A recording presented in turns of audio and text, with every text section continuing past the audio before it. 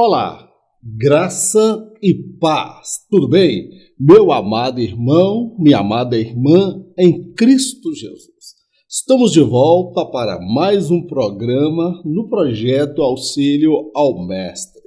E hoje estaremos dando continuidade a esse trimestre maravilhoso em que nós estamos estudando o Sermão da Montanha, a relevância que este sermão tem para a Igreja do Senhor nesta pós-modernidade.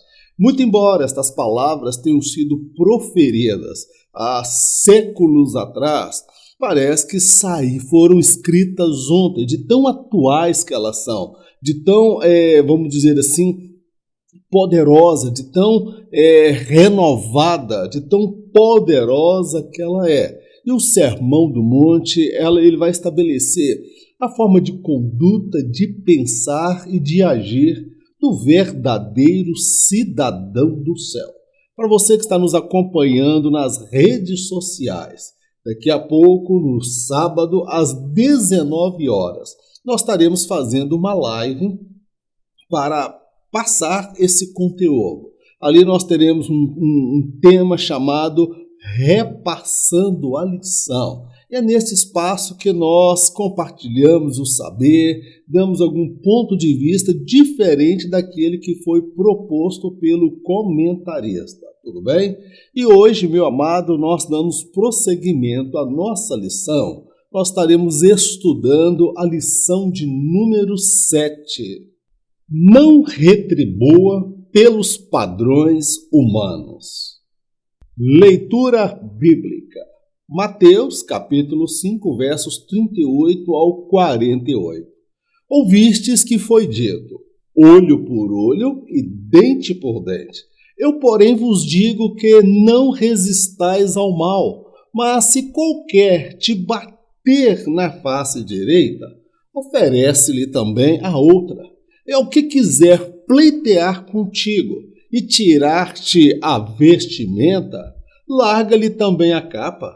E se qualquer te obrigar a caminhar uma milha, vai com ele 2.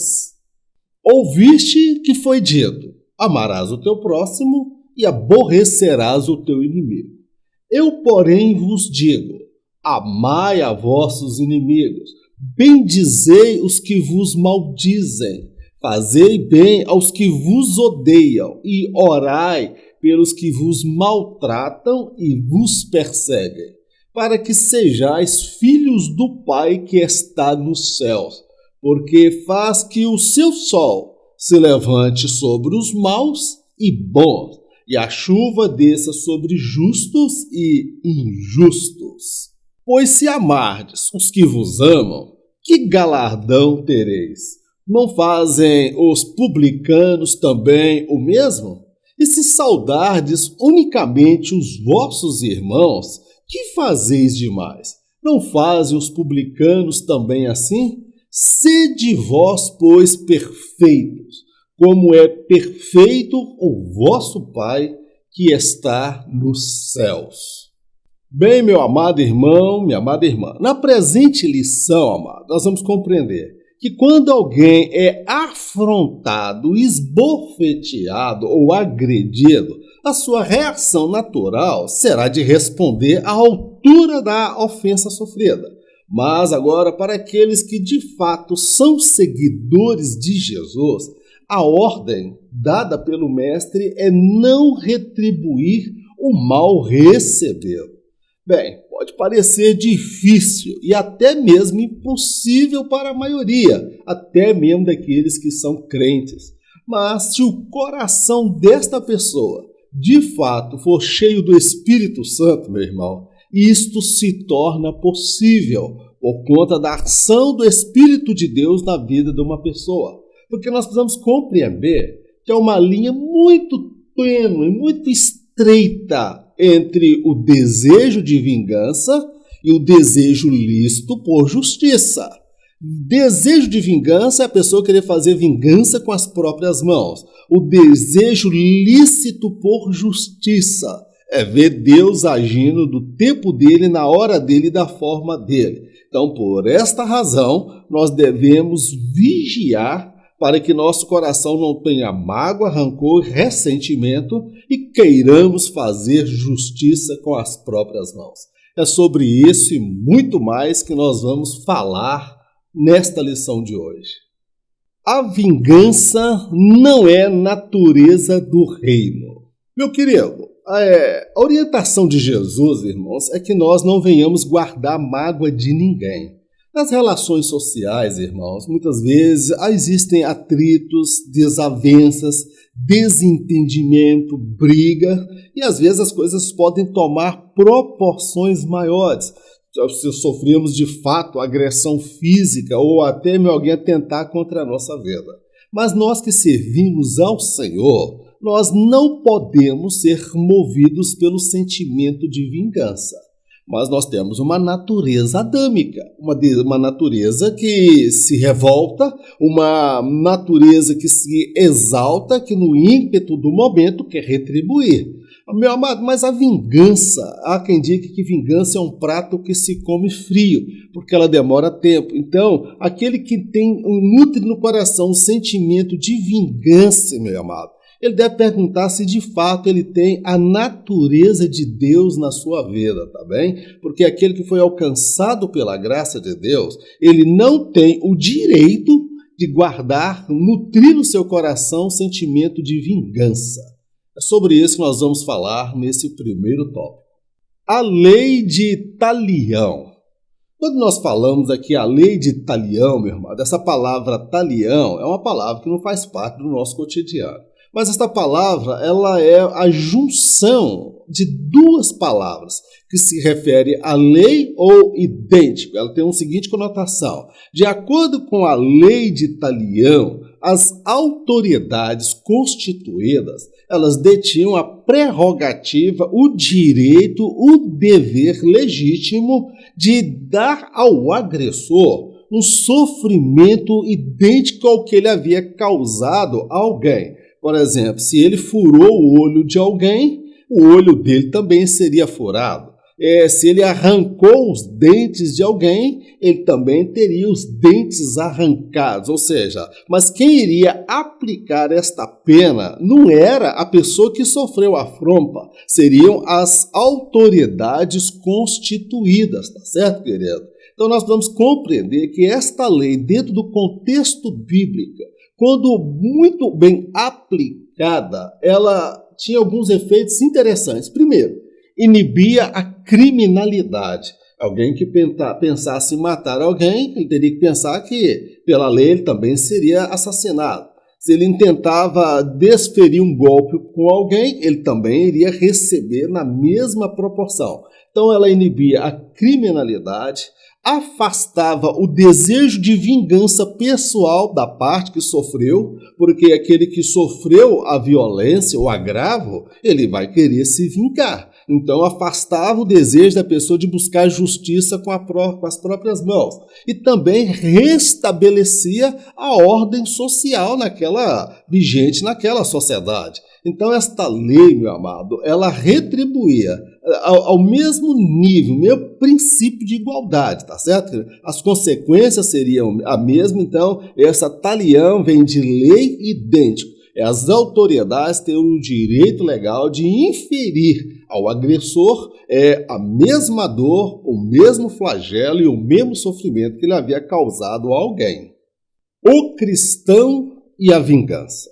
Qual é o posicionamento de Jesus em relação a essa questão? Meu amado, nós precisamos entender o seguinte. Uma vez que eu e você, nós somos perdoados por Deus através da pessoa de Jesus, nós não tínhamos mérito nenhum, nada que atraísse a atenção de Deus. Mas Deus perdoou os meus pecados, escreveu meu nome no livro da vida, me deu a veste de salvação, me revestiu do Espírito Santo, escreveu meu nome no livro da vida, me concedeu dons espirituais, dons ministeriais. Eu fui salvo pela graça. E esta mesma graça, meus irmãos, é ela que se manifesta na vida do descrente. na vida daquele que nos causou o mal, daquele que nos causou o sofrimento, daqueles que nos causou algum flagelo. Essa mesma graça que te alcançou é a mesma graça que deseja alcançar aquela pessoa que nos fez o mal. Então, aquele que foi alcançado e perdoado por Deus, ele não tem o direito de nutrir qualquer sentimento de vingança, tá bom? E um cidadão do céu, amado, ele reconhece que jamais, pelo seu próprio mérito, ele chegaria até o céu. Então, por esta razão, ele é pecador como os demais pecadores. Porque quando nós nos achamos no direito de vingar de alguém, de causar o mal que aquela pessoa nos causou, irmão, nós estamos nos colocando num nível superior. Nós estamos nos achando dignos até da graça e do perdão de Deus. Esse é o perigo. Então, nós não podemos nutrir mágoa, rancor, ódio, ressentimento, desejo de vingança. Nosso dever, enquanto cidadão do céu, não é somente perdoar os nossos algozes, aqueles que querem o nosso mal, que querem tirar a nossa vida, que querem a nossa morte. Nosso dever não é somente perdoar, mas o nosso dever, enquanto cidadão do céu, é muito mais do que perdoar, é interceder por eles, é invocar o nome do Senhor. Estevão fez isso. Quando ele foi apedrejado, as pessoas com pedras na mão, e ele morrendo, ele disse: Senhor, não lhes impute este pecado.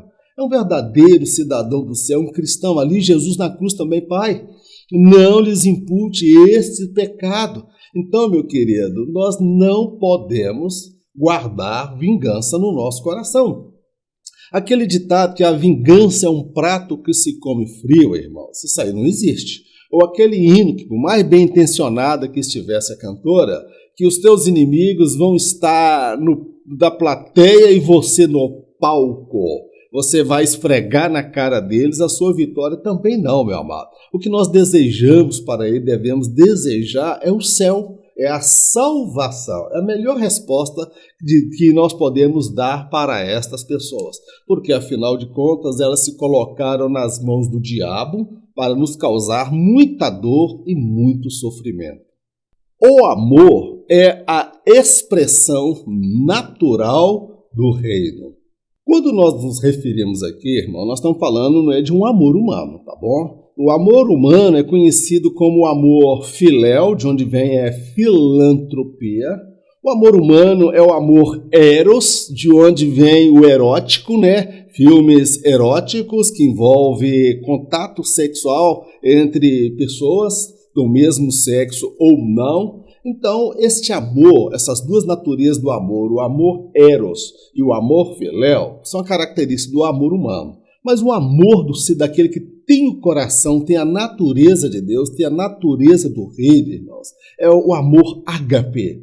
É o amor que procede de Deus. Não é uma utopia. Esse amor não é uma utopia.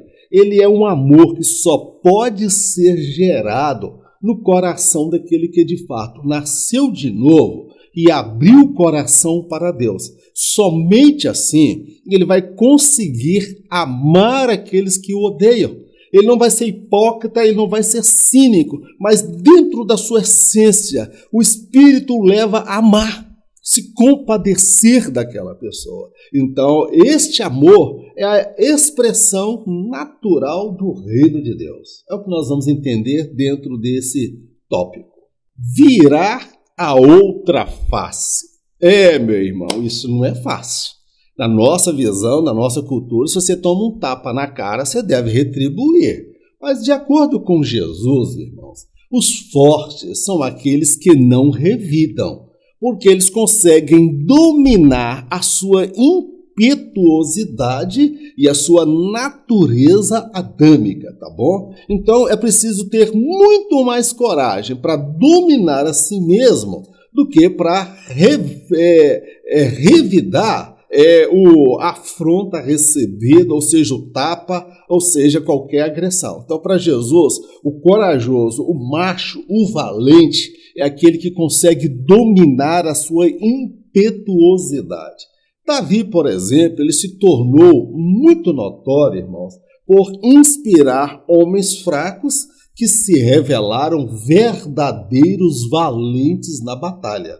Nós vamos ver valentes de Davi matando o gigante, matando um etíope, matando o leão, matando meus irmãos, enfrentando o exército. Davi influenciou aqueles homens e aqueles se tornaram os valentes de Davi. Quando nós fazemos uma análise da pessoa de Jesus, quanto a Jesus, Jesus, meus irmãos, ele levantou valentes. Os valentes de Jesus, irmãos, eles superaram seus próprios limites, a sua natureza, a sua impetuosidade. Nós vemos Estevão à beira da morte, orando, intercedendo pelos seus agressores. E quem estava dentro desse grupo?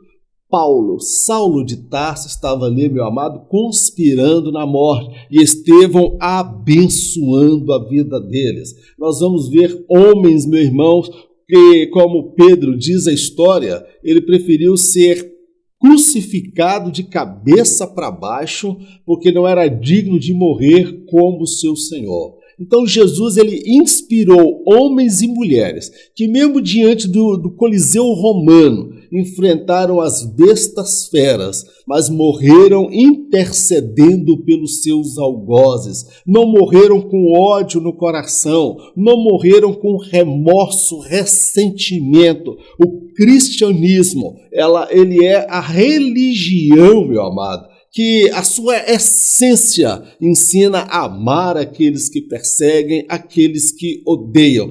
Estes, de fato, são os valentes de Jesus. Davi tinha os valentes de Davi, mas os valentes de Jesus são aqueles que conseguem amar os seus inimigos e conseguem dominar suas próprias emoções e interceder com lágrimas, com súplica por seus algozes. Amém, meu amado? Então, aquele que bate na face, o cristão, ele na ação do Espírito, tá, meu querido? Ele dá a outra face para bater. Eu confesso que eu já vivi situações que, se não fosse a ação do Espírito Santo na minha vida, eu teria feito um estrago, eu teria feito um arraso. Isso é produzido, gerado, irmãos, não é do dia para a noite, é no decorrer da caminhada com Deus. Ele vai nos moldando, nos preparando para vivermos situações de adversidades. Arrastar para o tribunal.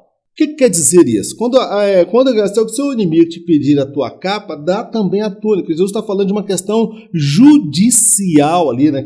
Ali era uma questão judicial. Por isso que nós precisamos entender os elementos da cultura judaica. Às vezes a gente olha e fala, mas ele está pedindo minha roupa, eu vou dar outra. Não, ali ele está querendo dizer uma questão jurídica, uma questão judicial, em que alguém ia até as autoridades para questionar os seus direitos perante a lei, tá bem? Então Jesus está falando a menção de uma questão judicial daquela época. E naquele caso específico, qual foi a orientação de Jesus? Meu querido, quando o outro tiver a razão, busque a paz. Ceda aquele que está com a razão. Não fique brigando, protelando o desfecho da situação. Tome a iniciativa.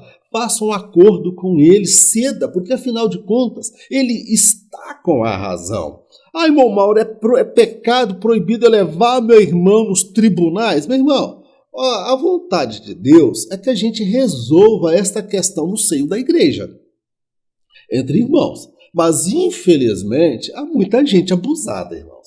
Há muita gente que não tem temor de Deus, não tem respeito, que trapaceia, que dá prejuízo, que rouba. Quando essa questão não pode ser resolvida no seio da igreja, meu amado, Deus deixou aí as autoridades, os juízes, promotores, os tribunais, para que possa ser resolvido. E quando você se vê diante de uma situação em que o outro está com a razão, meu irmão, não fica protelando, não. Preserva a tua paz. Ele tem direito, dá a ele o que é dele por direito, dá além daquilo que ele espera, mas fica com a paz. Você pode ter dado a ele o direito de ele te mover numa ação, mas Deus, ele orienta. Jesus falou, olha, se você não tem razão, ou está com a razão, dê a ele. Libera logo, termina esta briga, termina esta confusão, tá bem, meu amado? Então nós precisamos compreender que a gente nunca deve discutir com alguém, meu amado, que está revestido de razão. O que nós podemos muito contar é com a compaixão, com a misericórdia daquela pessoa. Eu já enfrentei uma situação muito terrível em que eu confundi um casamento de uma menina que era no sábado, eu achei que era na sexta, eu achei que foi no sábado, eu não fiz a cobertura do casamento, que era a filmagem, e eu fiquei na mão dela. O que eu podia fazer? Eu fui até ela, pedi perdão, expus a situação, eu não merecia ser perdoado. O que ela fez? Ela não levou a questão na justiça. Eu paguei a ela a parte da entrada que me deu e ela me liberou o perdão, tá bem? Então, tente resolver sem que as coisas precisem ir para o tribunal, tá bom, meu amado? Guarda a paz, põe a paz no teu coração, não deixa que o ódio, a mágoa, a vingança, a ira venha tomar conta do seu coração. Obrigar a fazer algo. Sabe aquela situação que você não quer fazer? Não vou dar o braço a torcer, não. Não, quem tem que fazer é ele, isso é obrigação dele. Vamos lá, meu amado. Quando Jesus fala, quando se alguém pediu para você andar 1 milha, anda 2 com ele, faz além do esperado. Porque o foco de Jesus, irmão, está voltado para situações de intenso estresse. Que situações são essas? Quando alguém se sente forçado a fazer aquilo que não quer, tá bem? Por exemplo, nós vamos pegar o caso de Abigail. Abigail, irmãos, ela era casada com Nabal. Nabal, ele era filho de Belial, era um homem que não tinha juízo. O camarada despertou a ira de Davi e chamou Davi de vadio, de vagabundo. Quando Davi ficou sabendo daquilo, que cuidou das ovelhas dele e estava precisando de mantimento, de comida, porque tinha mais de 1.200 pessoas para ele alimentar todo dia, Davi explodiu, irmão. Davi foi com ímpeto, com seus homens ali, fez, eu juro que não vai sobrar nenhum homem na casa de Nabal, vou matar todos. O que Abigail fez, irmão? Ela andou mais do que 1 milha, meu amado. Quem tinha que corrigir aquela lambança era Nabal. Quem ofendeu Davi foi Nabal. Abigail, ela fez muito mais do que andar 1 milha. Ela andou, foi 2, 4, 8, 10 milhas, amado. E ela resolveu a situação. Ela encontrou com Davi, trouxe comida, trouxe figo, trouxe pão, levou vinho, ela aplacou a ira do rei e ela se humilhou diante de Davi. Ela não precisava fazer isso não, ela podia ficar em casa e Nabal que se virasse para lá. Mas ela percebeu que a morte estava rondando a sua casa. Ela ia haver tragédia, morte para todos os lados. Então, meu querido, numa relação, o segredo, irmãos, muitas vezes no casamento para dar certo, na criação dos filhos, nas relações sociais. Se a gente for levar tudo a ferro e fogo, irmãos, nós vamos dormir com o nosso orgulho, nós vamos dormir com a razão e vamos ser solitários e infelizes. Porque quem é orgulhoso, quem gosta de dormir com a razão, meu amado, ele não consegue conviver com ninguém, porque as relações são marcadas, às vezes, por desentendimento, por ofensa, e às vezes, mesmo estando com a razão,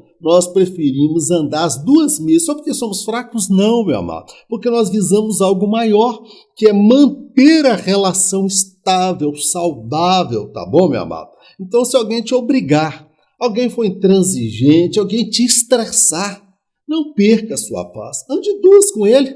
Eu conheço uma história de uma mulher que se converteu, e assim me contaram, que o marido era carroceiro, e ela, quando não servia a Deus, ela bebia também como marido e batia nas mulas. Quando ela se converteu, irmãos, aquela mulher parou de bater nas mulas. E o marido sabia que ela não gostava. Ele pegava um chicote e batia nas mulas, sabendo que ela era crente, para ver se ela murmurava, se ela xingava como ela fazia antes. Ela não fez isso, irmãos. Ela permaneceu ali firme.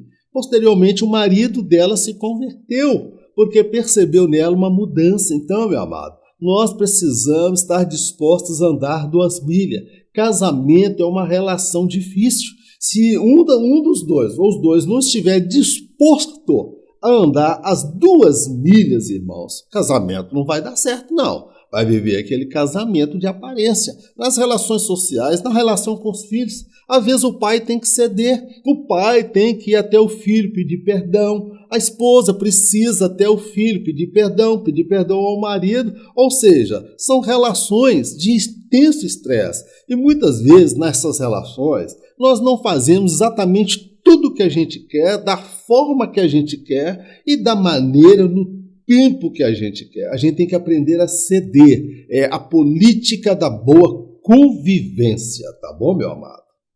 Fazer alguma coisa por alguém.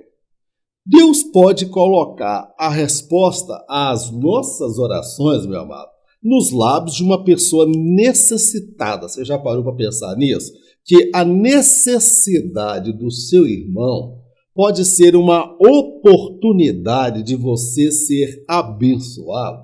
Eu vou dar um exemplo. Hoje, quando eu estou gravando esse vídeo, é Dia das Mães, domingo. E meus irmãos e eu, nós não entramos num acordo, eu protelei um pouco quando eu chamei eles para ir na casa da minha mãe fazer um almoço. Alguns já tinham lá os seus compromissos e nada estava preparado, minha mãe estava um pouco meio chué, com uns problemas que ela está passando. O que eu fiz? Eu parei a caminho de lá, comprei 3 frangos assados por minha conta, não peguei dinheiro com nenhum dos meus irmãos e cheguei lá e falei, tá aqui que pediram a encomenda de 3 frangos assados. Ficou, voltei, nossa, você trouxe isso? Falei, vamos comer isso. Minha irmã foi lá, comprou, fez uma batata palha, fez um almoço e eu abençoei. E o princípio da benção, de ser abençoado é você aprender a abençoar. O que aconteceu, irmão? Ganhei 3 camisas nesse dia lá na casa da minha mãe. Não fosse pouco, eu fui no supermercado comprar a abençoada batata palha e um frango daqueles de Natal, irmãos, que não foi vendido no supermercado, estava vendendo a R$5 quando o preço dele estava 16. Um pernil que estava lá de uma marca famosa, daquela que tem do S, estava vendendo a R$10. Olha só, fui abençoado, irmãos. Então, observa que muitas vezes uma pessoa necessitada, a próxima de você, que clama por ajuda, pode ser a resposta de Deus, ou seja, você fazer algo por alguém. O exemplo foi Davi. Davi parou tudo o que estava fazendo quando ele estava procurando a família dele que havia sido sequestrada. E sabe quem que ele parou para socorrer? Um etíope. Era justamente aquele homem que fez parte do bando que sequestrou a família de Davi, foi abandonado para morrer, e se Davi não para socorrer, irmãos, ele não teria descoberto aonde estava a família dele. Então, meu amado, o princípio de ser abençoado é nós sermos um agente abençoador. Então, Deus pode colocar a resposta das nossas orações nos lábios de um necessitado. Davi orou a Deus, pedindo a Deus para que ele pudesse encontrar a família dele. Ele foi à luta. E a resposta de Deus para Davi estava nos lábios de um homem que estava caído à beira do caminho. Será que muitas vezes nós não estamos perdendo a oportunidade de sermos abençoados? Que nós vivemos somente pensando em nós mesmos e não pensamos nas pessoas que estão próximas a nós, que nós podemos resolver parte do problema dela? Pense nisso, meu amado. A resposta daquilo que você está pedindo a Deus pode estar diante de uma pessoa que precisa de você. Amém? Glórias a Deus. Buscando a perfeição de Cristo.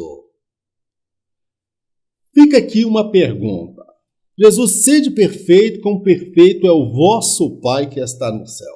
É possível, meu amado, eu alcançar a perfeição que há em Deus?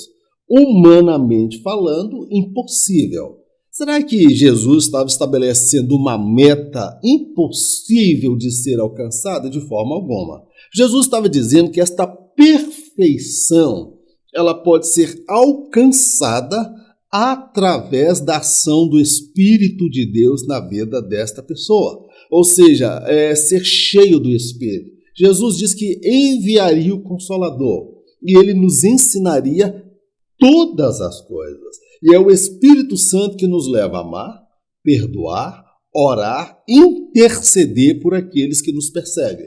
Então, nesse tópico, nós vamos falar sobre a perfeição de Cristo, porque ele é a estatura do varão perfeito, que é o referencial para mim, é o referencial para a sua vida. uma justiça mais elevada. Aqui, meu amado, nós vamos entender o seguinte: para aqueles que acham que a graça é a porta aberta para toda imoralidade, que a porta da graça fechou, anulou todos os preceitos morais da lei, deveriam atentar para os ensinamentos e a doutrina de Jesus. Olha só, de acordo com Jesus, não basta amar os que nos fazem bem. Se você ama quem faz o bem para você, amado, os publicanos e fariseus faziam a mesma coisa, até os descrentes, irmãos, até mesmo o ímpio. Ele ama alguém da sua família e ele deseja o mal para todo mundo que está fora. Então, de acordo com Jesus, não basta amar somente os que nos fazem bem. É preciso amar aqueles que nos odeiam. No tempo da lei, amarás o teu próximo, mas os rabinos, os judeus agregaram assim: amarás o teu próximo e aborrecerá ou odiará o teu inimigo. Isso não está na Bíblia, não. Os judeus que acrescentaram. Jesus fez o seguinte, um trocadilho. Você vai amar o teu próximo e vai amar aquele que odeia. Você vai interceder por ele. Então, os preceitos morais da doutrina de Cristo, irmãos, eles são mais elevados e rigorosos do que os preceitos da própria lei de Moisés, tá bom, meu amado? Então não basta amar somente quem nos ama, o seu pai, a sua mãe, quem corresponde. Você tem que amar aquele pelinha, aquele barraqueiro, aquela mulher barraqueira, aquela pessoa encrenqueira, aquela pessoa tranqueira, aquela pessoa que gosta de falar mal, que gosta de mentir, que gosta de te perseguir. É preciso amar aqueles que nos odeiam, que nos causam dor ou que nos fazem chorar em dado momento da vida, meu amado. Este padrão, irmãos, é o padrão que vai muito além da lei de Moisés. É possível, irmãos, eu amar o meu inimigo? É possível eu interceder pelos meus oponentes? Sim. Eu me lembro daquela palavra que Deus disse para Cornélio. Falou: Cornélio, vai lá na rua chamada tal, na casa tal, que lá tem um homem chamado Saulo, e está orando, ele viu você entrando, aí ele falou: Senhor, eu tenho ouvido falar desse homem, dos males que ele causou. Esse daí é inimigo do Senhor. Esse aí não merece. É como está dizendo: Senhor, você não está equivocado, não. O Senhor virou para o profeta: vai, porque esse é para mim um vaso escolhido. Glória a Deus. Irmãos, quantas pessoas hoje estão causando sofrimento? Quantas pessoas hoje estão causando dor nesta nação? E às vezes o nosso desejo natural é de justiça, é de vingança, nossa, eu queria que essa pessoa, por que essa fulano não morre? É um maldito, irmão. Pensa a pessoa que causa tanta dor e sofrimento. No dia de amanhã pode ser um canal de bênção nas mãos de Deus, tá bom, meu amado? Então o padrão moral na doutrina de Jesus, na graça, está muito mais elevado do que o padrão na lei de Moisés. Então, a graça não abriu a porta para o pecado. A graça, ela nivelou os princípios morais da lei de Deus. Amém? Glórias a Deus. O amor mais perfeito. Que amor é esse, meu amado? Nós precisamos aqui ressaltar que este amor ou esta atitude, que é diante das pessoas que se levantam contra a nossa vida, ele não é uma utopia, tá bom, meu amado? Ele é fruto da vontade de Deus sobre a nossa vida. Não estou falando aqui que esse amor ele não é fruto da minha vontade. Este amor não é fruto da vontade dos crentes, irmãos. Trata-se da ação sobrenatural do Espírito Santo na vida do salvo. Porque, meu amado, de nós mesmos, na nossa natureza, a gente não consegue ter este amor perfeito. Não. O nosso amor pode ser o amor filéu, de filântropos, como nós já discutimos lá no começo, que é o amor para com as pessoas, de ajudar. É o amor eros, que envolve atração física, desejo, paixão. Mas aqui Jesus está se referindo ao amor ágape. É um amor incondicional que vem da parte de Deus. Se eu disser que eu consigo amar alguém com este amor, eu estou mentindo. Agora, quando o Espírito de Deus ele está na minha vida, irmãos, a gente consegue amar, se compadecer daquelas pessoas que nos odeiam. Pode soar como falsidade, como hipocrisia, como, para inglês ver, como uma utopia. Mas quem estabeleceu esse modelo, esse padrão moral, foi o próprio Jesus. Não se trata, meu irmão, de algo assim que nós não possamos vivenciar. Mas aqui Jesus está falando de algo concreto, de algo real, que está ao meu alcance, que está ao seu alcance. Talvez na sua natureza, na sua capacidade, você não consiga amar. De repente, estou falando para a pessoa que tem alguma mágoa, tem algum rancor, algum ressentimento de alguém que em dado momento lhe causou muita dor, que lhe causou muito sofrimento. Mas o Espírito Santo, se você abrir o coração e compreender que esse sentimento que você nutre no seu peito não procede de Deus, o Espírito Santo vai te levar a amar. O Espírito Santo vai te levar a se compadecer. Este amor, meu amado, como nós destacamos, foi o amor visto em Estevão. Porque Estevão, antes de morrer, ele orou em prol daqueles que provocaram a sua morte, irmãos. As pessoas jogando pedra, aquilo sangrando. Ele diz, olha, eu vejo o céu aberto e Jesus assentado à direita do Pai. Meu irmão, a multidão tapou os ouvidos para não ouvir o que ele tinha para dizer e lançavam pedras, meu amado. É um amor que vem de Deus. Eu não consigo amar, porque o nosso amor ele é muitas vezes direcionado somente para as pessoas que nos fazem bem. Somente para as pessoas que fazem parte do nosso círculo, do nosso convívio de pessoas queridas e amadas. Então, eu posso amar com este amor, desde que haja ação sobrenatural do Espírito Santo em minha vida e você também na sua vida. Perfeitos como o Pai. É possível eu alcançar a perfeição de Deus? Humanamente falando, não. Aqui, num sentido mais restrito, irmãos, quando Jesus fala, seja perfeito como é perfeito o vosso Pai que está no céu, Jesus ensina alguns preceitos da parte de Deus. Primeiro, o Pai não faz acepção de pessoas. Ele propicia a todos o mesmo princípio de igualdade quanto à salvação. Deus não importa se a pessoa é preto, se é pobre, se é rico, se é branco, se é doutor, letrado, docente, ou se ele é um analfabeto. Deus não faz acepção de pessoas, tá bom, meu amado? Ele propicia tanto ao que se salva como ao que se perde o mesmo princípio de igualdade quanto à salvação. Quando Jesus está falando que nós devemos ser perfeitos como nosso Pai que está no céu, Ele está dizendo que nós não podemos fazer acepção de pessoas. Ah, não, esse aqui é crente, esse aqui eu vou saudar. Não, aquele lá, não, aquele é descrente. Eu nem vou cumprimentar. A orientação de Jesus não é essa, irmão. Se nós saudarmos somente os nossos irmãos, os descrentes não fazem assim. A gente tem que fazer, meu amado, cumprimentar os descrentes. Oi, boa tarde, bom dia, como é que você está? Tudo bem? Mostra interesse por ele, mostra que ele é importante.